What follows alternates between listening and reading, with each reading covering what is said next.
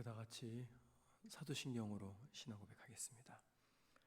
전능하사 천지를 만드신 하나님 아버지를 내가 믿사오며 그 외아들 우리 주 예수 그리스도를 믿사오니 이는 성령으로 잉태하사 동정녀 마리아에게 나시고 본디오 빌라도에게 고난을 받으사 십자가에 못 박혀 죽으시고 장사한지 사흘 만에 죽은 자 가운데서 다시 살아나시며 하늘에 오르사 전능하신 하나님 우편에 앉아 계시다가 저져서 산 자와 죽은 자를 심판으로 오시리라. 성령을 믿사오며 거룩한 공예와 성도가 서로 교통하는 것과 죄를 사하여 주시는 것과 몸이 다시 사는 것과 영원히 사는 것을 믿사옵나이다. 아멘. 찬송가 407장 찬양하겠습니다. 407장입니다.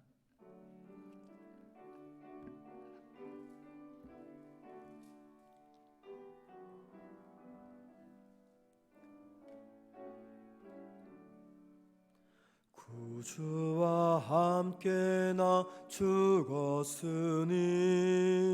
구주와 함께 나 살았도다. 영광의 그날에 이르도록 언제나 주만 바라봅니다. 언제나 주는 날 사랑하사 언제나 새 생명 주시나니 영광의 그날에 이르도록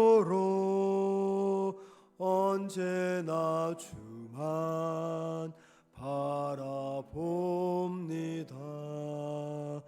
마음속에 시험을 받을 때와 무거운 근심이 있을 때에 주께서 그때도 같이 하사 언제나 나를 도와주시네. 언제나 주는 날 사랑하사 언제나 새 생명 주시나니 영광의 그날에 이르도록 언제나 주만 바라봅니다. 뼈 아픈 눈물을 흘릴 때와 쓰라린 마음으로 탄식할 때 주께서 그때도 같이 하사 언제나 나를 생각하시네. 언제나 주는 날 사랑하사 언제나 새 생명 주시나니 영광의 그날에 이르도록 언제나 주만 바라봅니다. 내 몸의 약함을 아시는 주 못 고칠 질병이 아주 없네. 괴로운 날이나 기쁠 때나 언제나 나와 함께 계시네. 언제나 주는 날 사랑하사 언제나 새 생명 주시나니 영광의 그날에 이르도록 언제나 주만 바라봅니다. 아멘. 말씀 보겠습니다. 빌립보서 4장 5절입니다. 빌립보서 4장 5절입니다.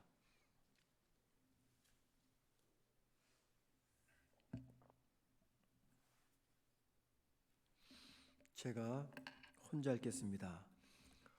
너희 관용을 모든 사람에게 알게 하라. 주께서 가까우시니라. 아멘. 오늘 본문은 계속되는 바울의 빌립보 교회를 향한 권면 내용입니다. 어제 우리가 4절을 보았습니다. 4절에서 바울은 빌립보 교회 성도들에게 주 안에서 항상 기뻐하라 라고 권면했습니다. 자, 그리고 오늘 5절에서는요, 바울은 계속해서 빌립보 교회 성도들에게 모든 사람들에게 관용을 베풀라고 권면하고 있습니다. 특별히 바울이 관용을 권면하면서 그 관용을 베풀 대상자를 가리켜 모든 사람이라고 이야기합니다. 모든 사람. 바울이 말하는 모든 사람이란 교회 안 성도들뿐만이 아니라 교회 밖의 사람들을 말합니다. 특별히 교회 밖에서, 즉 외부 사람들이 빌립보 교회 성도들을 박해하고 핍박하고 어려움을 줍니다. 그 외부의 적들을 향해서도 관용을 베풀라고 말합니다. 심지어 교회 안에서 성도 상호 간에 다투고 분쟁하며 자신들과 맞서 싸우는 다른 성도들을 향해서도 관용하라고 말합니다. 그래서 바울은 모든 사람이라고 말하는 것입니다. 여러분, 관용이란 무엇이겠습니까? 관용이란 타인에 대해서 넓은 마음을 품고 자신의 법적인 권리를 주장하지 않는 행동을 말합니다. 내가 어떤 상대방에게 이렇게 말해도 이렇게 행동해도 괜찮습니다. 아무런 문제가 없습니다. 나에게는 그럴 권리가 있습니다. 왜냐하면 상대방은 나에게 잘못을 했기 때문입니다. 그래서 내가 이렇게 그를 공격해도 비난해도 누구도 내 말과 행동이 잘못됐다라고 말하지 않을 정도로 내 모든 법적인 권리를 주장할 수 있는 위치에 서 있지만 그 권리를 주장하지 않는 행동, 이게 바로 관용입니다. 그래서 이 관용의 실천적인 행동이란 어떤 것일까 생각해 볼 때 이런 모습이 관용의 실천적인 행동이라고 생각합니다. 자기 원수의 실수나 잘못이 있습니다. 나의 원수가 나한테 실수도 하고 잘못을 합니다. 그런데 그 실수와 잘못을 참아내며 오히려 그에게 친절하고 부드럽고 관대하고 따뜻한 마음으로 대하는 태도, 이게 바로 바울이 말하는 관용입니다. 따라서 모든 사람에게 관용을 베풀라, 이 말이 어떤 말과 가장 가까울까 생각해 보니까 예수님께서 제자들에게 또 우리들에게 원수를 사랑하라라고 말씀하셨잖아요. 바로 그 원수를 사랑하는 태도, 자세, 마음가짐, 그게 바로 모든 사람에게 관용을 베푸는 마음이 아니겠는가 생각을 합니다. 우리는 정의라는 단어를 좋아합니다. 정의. 그런데 그 정의가 내가 아닌 다른 사람들에게 적용될 때는 참 좋아해요. 그러나 정작 자신에 대해서 그 정의가 적용될 때는 별로 좋아하지 않습니다. 상대방이 무언가를 잘못하게 되면요, 그 잘못에 맞게 벌을 받든지 또는 징계를 받아야 된다라고 생각을 합니다. 그게 공정한 사회라고 생각하죠. 그래서 누군가가 나에게 잘못을 하면 그 사람은 철저하게 자신의 잘못을 시인하고 회개한 뒤 회개에 합당한 변화된 모습을 보여야 된다고 생각을 합니다. 그때까지는 그의 잘못을 용서하거나 그를 품지 않습니다. 왜냐하면 그게 정의이기 때문입니다. 정의. 그래서 우리 모두는 정의를 좋아하는데 정작 그 정의가 다른 사람에게 적용이 될 때는 좋아하지만 나에게 적용이 될 때는 별로 좋아하지 않습니다. 우리는 언제나 이런 정의의 관점에서 사람들의 잘못과 실수를 다룹니다. 물론 우리가 누군가에게 잘못을 했거나 또는 누군가가 나에게 잘못을 할 때 자신의 잘못에 대한 철저한 깨달음과 또 회개와 회개에 합당한 변화된 모습을 갖춰야 됩니다. 그리고 자신이 힘들게 했던 사람들을 찾아가서 용서를 구해야 합니다. 또는 나에게 힘들게 했던 사람이 나를 찾아와서 자신의 잘못에 대한 용서를 구해야 됩니다. 그러면 얼마든지 그 사람의 잘못을 용서할 수가 있습니다. 넓은 마음으로 그를 품어줄 수가 있습니다. 그런데 여러분, 한번 꼭 기억해 보십시다. 하나님께서 언제 우리의 잘못을 용서하셨고 언제 우리를 품어주셨는가라는 겁니다. 여러분, 하나님이 저와 여러분을 언제 용서하셨고 언제 품어주셨을까요? 이에 대해서 바울은 로마서 5장에서 아주 중요한 답을 말해줍니다. 우리가 하나님을 향해서 회개할 때 또는 잘못을 깨닫고 죄로부터 돌이켰을 때 그때 하나님이 우리의 잘못을 용서하시고 품으셨다라고 말하지 않고 있습니다. 하나님이 언제 우리를 품으셨고 언제 우리를 사랑하셨고 언제 우리를 용서하셨습니까?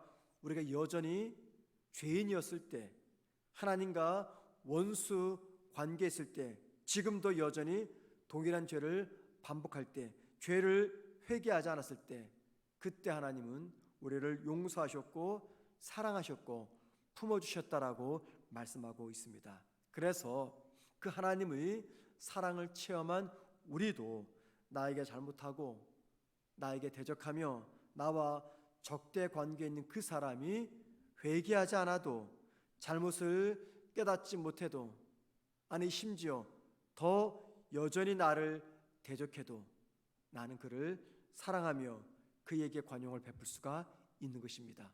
언제요? 여전히 내가 죄인이었을 때 나를 사랑하시고 나를 품어주신 그 주님의 사랑을 우리 모두가 깨달을 때 그리할 수가 있습니다. 그래서 여러분, 정의로는 절대 사람이 변화되지 않습니다. 만약에 정의로 사람이 변화된다면 교도소에 있는 모든 죄수들은 나올 때는 다 변화되어서 나와야 됩니다. 그런데 그러던가요? 아니요. 절대 정의로는 사람이 변화되지 않고 사랑으로만 사람이 변화됩니다. 누군가가 나에게 잘못을 시인하고 용서를 구할 때 내가 그를 용서하면요, 그거는 정의이지 관용이 아닙니다. 그 정의로는 그 사람은 절대 변하지 않습니다. 자신의 잘못을 깨닫고 용서를 구할 때 그 사람의 실수와 허물을 용서하는 것은요, 모든 사람이 다 할 수 있습니다. 예수 믿지 않는 사람도 할 수가 있고요, 하나님의 십자가 사랑을 깨닫지 못한 사람도 할 수가 있고, 구원의 감동과 감격이 없는 사람도 다 할 수가 있습니다. 왜요? 누군가가 나에게 잘못을 했고 그 잘못을 시인하고 눈물로써 미안하다고 나한테 용서를 구하는데, 여러분, 웬만한 사람이면 다 용서하고 사랑합니다. 그런데 그것을 가르쳐 정의라고 이야기하지 관용이라고 말하지 않습니다. 관용이란 무엇입니까? 상대방이 자신의 잘못을 깨닫지 못하고 여전히 나를 대적하고 있음에도 십자가의 사랑을 입은 내가 주님의 넓은 마음으로 그를 품고 그를 사랑하는 것입니다. 만약에 상대방이 내가 원하는 어떤 조건을 충족시키기까지는 내가 그를 용서할 수 없고 내가 관용을 베풀 수 없다라고 한다면 내 스스로가 나를 감옥에 가두는 것이기 때문에 내 안에는 참된 평화가 주어지지 않습니다. 여러분 한번 생각해 보세요. 내가 누군가와 적대 관계에 있는데 어떻게 나한테 참된 평화가 임할 수가 있겠습니까? 내가 누군가와 적대 관계에 있다, 그 말은요, 내가 하나님과 주님과 적대 관계에 있는 것입니다. 적대 관계에 있으면서 어떻게 내 안에 참된 평화가 임할 수가 있겠습니까? 나와 적대 관계에 있는 사람을 내가 찌르면 내 속이 시원하고 편안하게 느껴질 것입니다. 그런데 여러분, 우리가 꼭 기억할 것이 있어요. 상대방을 찌르는 그 비수가 자신을 반드시 찌른다는 것입니다. 내가 넓은 마음, 주님의 마음으로 관용을 베풀 때 원수로 생각했던 그 사람을 나의 마음의 감옥에서 풀어줄 뿐만이 아니라 그때 비로소 자기 자신도 불안과 두려움의 감옥에서 풀려나게 되는 것입니다. 자, 바울은 오늘 본문에서 우리가 왜 모든 사람에게 관용을 베풀어야 되는지 그 이유를 설명합니다. 여러분 여기 5절 맨 끝에 보십시오. 주께서 가까우시니라. 주님께서 가까이 계시기 때문에 우리가 모든 사람에게 관용을 베풀어야 된다라고 이야기합니다. 우리가 주께서 가깝다는 것을 의식하게 되면 나의 원수를 포함한 모든 사람에게 관용을 베풀 수 있을 것입니다. 그 이유는 주께서 가까우시니라 여기에는요 두 가지 의미가 담겨져 있기 때문입니다. 첫 번째 의미는요, 시간적으로 내가 주님을 만날 때가 가까워졌다 그 말입니다. 주께서 가까우시니라 그 말은 시간적으로 내가 주님을 만날 때가 가깝다 그 말입니다. 이 말이 무슨 말입니까? 이 땅에서의 내 생애가 얼마 남지 않았다 그 말입니다. 여러분, 이 땅에서 자신의 생애가 얼마 남지 않았다라고 생각하는 사람이 조만간 주님을 만난다고 생각을 한다면 이 땅에서 남은 시간 어떻게 살아갈까요? 대인관계는 어떻게 맺어지게 될까요? 원수 맺은 사람하고 반드시 화평할 것입니다. 내 마지막 순간을 내가 알고 있다면 그때 이르기까지 이 땅에서 원수 맺은 사람과 다 화평하게 남은 시간을 보낼 겁니다.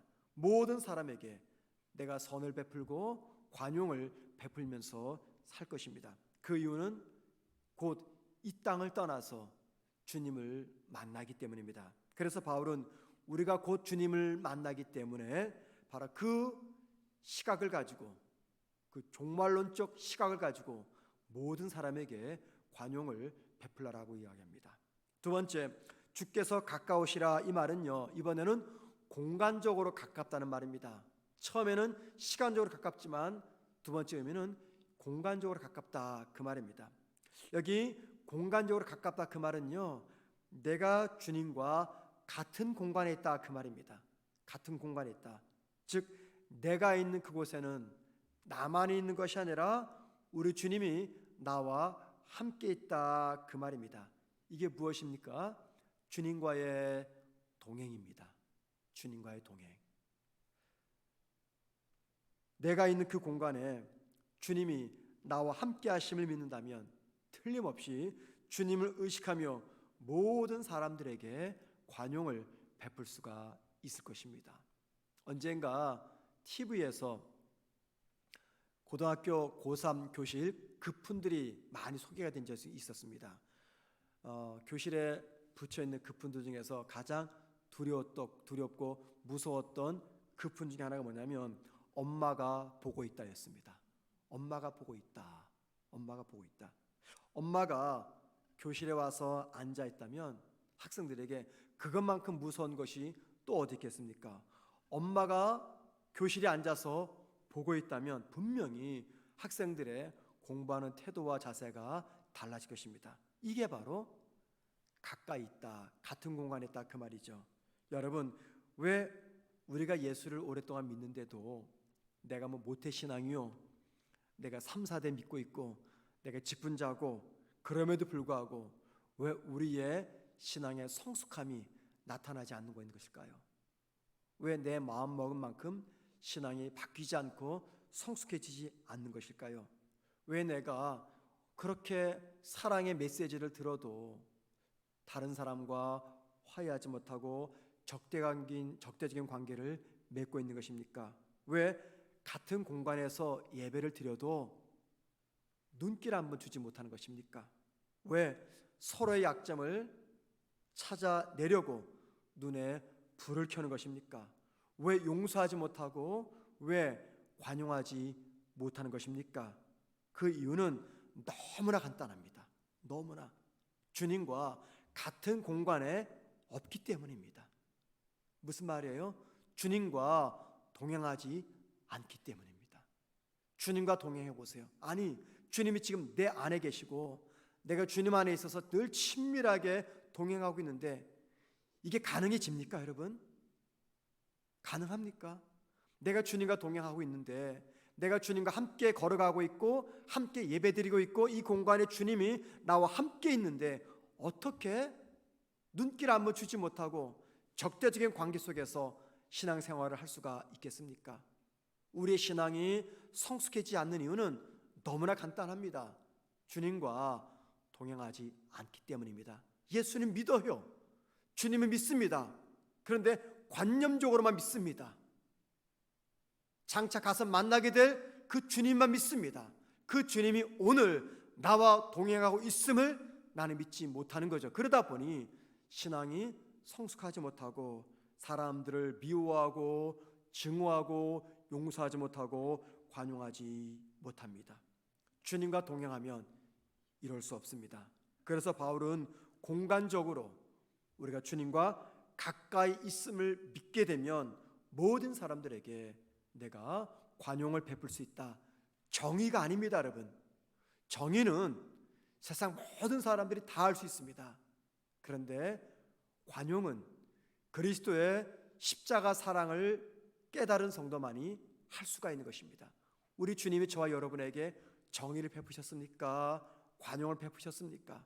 정의 때문에 저와 여러분이 구원받았습니까? 관용 때문에 구원받았습니까? 정의가 아니라 관용입니다. 주님과 동행하지 않으면 정의에 입각합니다. 그래서 누가 잘못했고 누가 잘못하지 않았고 잘못했기 때문에 어떻게 처신해야 되고 기가 막히게 합니다. 그러나 우리는 정의의 사람이 아니라 관용의 사람이 되어야 됩니다. 여러분, 주님이 나와 같은 공간에 계시다면 우리는 모든 사람들에게 관용을 베풀 수가 있게 됩니다. 신구약 성경 66권이죠. 너무 두꺼운 책입니다. 여러분, 이 두꺼운 신구약 66권 성경이 뭘 이야기합니까? 하나입니다. 죄인인 인간을 향하신 하나님의 관용적 사랑을 소개하고 있습니다. 그리고 원수, 죄인을 향하신 하나님의 그 관용적 사랑의 대상자가 누굽니까? 바로 저와 여러분입니다. 우리는 매 순간 1분 1초도 멈추지 않고 계속해서 하나님의 이 관용적 사랑을 받고 있습니다.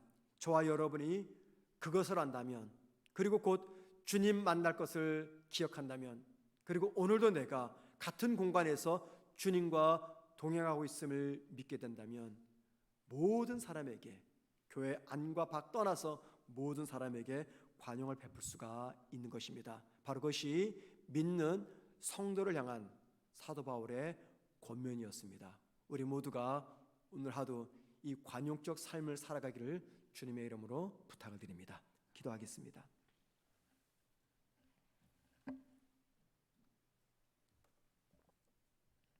하나님, 주님께서 우리에게 보여주신 또 우리가 경험하고 있는 주님의 이 놀라운 관용적 사랑을 붙잡고 나 역시 주님을 따르는 제자답게 많은 사람들에게, 아니 모든 사람들에게 이 관용적 사랑을 베풀 수 있는 믿음의 결단과 용기를 허락하여 주옵소서. 관용적 사랑을 베풀면 내가 마치 무시당하는 것 같고 내가 마치 낮은 자리에 있는 것처럼 느껴진다 할지라도 그것이 곧 내가 사는 길이요, 그것이 곧 내가 높아지는 길이며 그것이 곧 주님께서 간절히 원하시는 길이기에 우리 모두가 용기를 내서 관용적 사랑을 베푸는 삶을 살아가게 하옵소서. 오늘 하루도 우리 모두가 우리 주님과 친밀히 동행하는 삶을 살아가게 하옵소서. 예수님의 이름으로 기도드립니다. 아멘. 하늘에 계신 우리 아버지여, 이름이 거룩히 여김을 받으시오며 나라의 마옵시며 뜻이 하늘에서 이루어진 것 같이 이루어지리다. 오늘날 우리에게 일용할 양식을 주옵시고 우리가 우리에게 죄 지은 자를 사하여 준 것 같이 우리 죄를 사하여 주옵시고 우리를 시험에 들게 하지 마옵시며 다만 하여서 구하옵소서. 대개 나라와 권세와 영광이 아버지께 영원히 쌓옵나이다. 아멘. 기도하시겠습니다. 기도하실 때 하나님, 상대방의 태도, 자세와 관계없이 나에게 관용을 베풀 수 있는 마음을 주옵소서. 기도하십시다. 상대방의 태도, 자세와 관계없이 내가 관용적 사랑을 베풀 수 있는 믿음의 사람이 될 수 있도록 기도하시고요. 두 번째, 오늘 하루도 우리 주님과 친밀히 동행하는 삶을 살게 하옵소서. 기도하십시다. 주님과 동행하는 삶을 기도하시고, 세 번째, 교회의 모든 모임 때마다 코로나 감염으로부터 우리 모든 성도들과 교회를 지켜주옵소서. 코로나 감염으로부터 지켜달라고 기도하시고요. 네 번째, 이제 우리 연세 드신 성도들이 코로나 백신 접종을 시작합니다. 코로나 백신 접종 때 부작용으로 힘들지 않도록 우리 모든 성도들 지켜주옵소서. 이 네 가지 기도 제목 가지고 기도하신 다음에 자유롭게 개인 기도하시겠습니다. 기도하겠습니다. 하나님 아버지, 오늘 하루를 살아가면서 주님께서 우리 각자에게 보여주신 이 관용적 사랑의 삶을 살아가게 하옵소서. 상대방의 태도와 자세와 관계없이 관용을 베풀게 하옵소서. 아버지, 나에게는 이럴 능력이 없습니다. 나는 관용보다 정의를 더 좋아하는데 아버지, 은혜를 베풀어 주시옵소서. 사랑하시는 주님, 모든 사람들이 정의 가게 살아가지만 우리 예수 믿는 사람들은 관용적 사랑을 베풀게 하옵시고, 내가 모든 사람에게 이 관용을 베풀 수 있는 용기를 허락하여 주옵소서. 오늘 하루도 주님과 친밀히 동행하는 삶을 살아가게 하옵소서. 주님이 내 안에 계시고 내가 주님 안에 계신 이 동행적 삶을 살아가게 하옵소서. 주님의 뜻을 따르게 하시옵소서. 하나님, 교회의 모든 모임 때마다 영화부부터 장년부일기까지 예배를 위해서 모이는 모든 모임 때마다 하나님 함께 하셔서 우리 모든 성도들을 코로나 감염으로부터 보호하여 주옵소서. 아버지, 늘 긴장 속에서 조심하며 살아갑니다. 아버지, 우리를 도와주옵소서. 불쌍히 여겨 주시옵소서. 아버지, 코로나 백신 접종이 계속되고 있습니다. 우리 성도들 가운데 백신 접종으로 인해서 혹 있을지 모를 모든 부작용으로부터 보호하여 주시옵소서. 하나님, 너무나 힘들고 아프지 않도록 도와주시고 잘 이겨내게 하시며 어렵고 힘들고 위험한 순간이 찾아오지 아니하도록 하나님 도와주시기를 간절히 빌고 원합니다. 오늘도 우리 주님과 우리 모두가 함께 동행하며 믿음의 사랑을 주시옵소서. 하나님, 우리 사랑 성도들 가운데 육체 질병으로 고생하는 성도들 주님께서 건강의 회복을 허락하시며 마음의 병으로 아파하는 성도들 마음의 평안과 단잠을 허락하여 주시옵소서. 경제적 어려움 속에서 힘들어하는 성도들이 있다면 직장과 사업의 문제, 자녀들의 문제, 인간관계 문제 때문에 힘들어하는 성도들이 있다면 하나님, 오늘도 잘 감당하며 이겨낼 수 있는 힘을 주시고 주님, 막힌 문을 열어주시고 주님께서 하나하나 안개를 걷어주시고 주님께서 계획하신 것을 바라보게 하옵소서. 아버지, 이겨낼 수 있는 믿음의 용기를 허락하여 주시옵소서. 잘 감당할 수 있는 신앙의 능력을 허락하여 주옵소서.